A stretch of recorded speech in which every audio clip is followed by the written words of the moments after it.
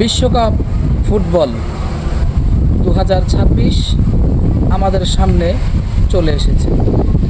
এই বিশ্বকাপ ফুটবল খেলাকে নিয়ে আমাদের দেশের যুবক, বৃদ্ধ প্রত্যেকটি মানুষ তাদের মনের মধ্যে একটা উচ্ছ্বাস কাজ করতেছে।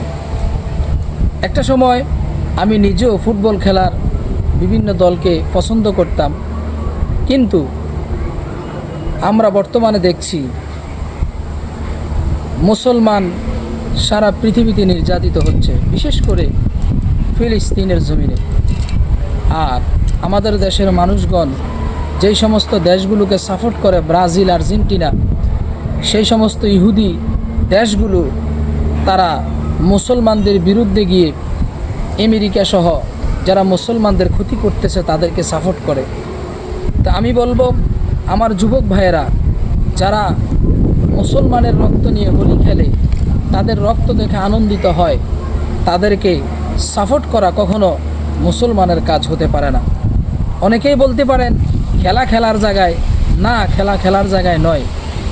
আপনি এই খেলাটাকে যেইভাবে দেখছেন, এটা বিশ্ব রাজনীতি। এটার মাধ্যমে ধর্মীয় মূল্যবোধ তৈরি হয়। আপনি কোন ধর্মের মানুষ এটাও কিন্তু এর মাধ্যমে বিবেচিত হয়। অতএব আপনি যদি মুসলমান হয়ে থাকেন, ইমানদার হয়ে থাকেন, কখনো ব্রাজিল, আর্জেন্টিনা সহ যেই সমস্ত ইহুদি মুশরিক দলগুলো আছে তাদেরকে সাপোর্ট করা থেকে বিরত থাকবেন।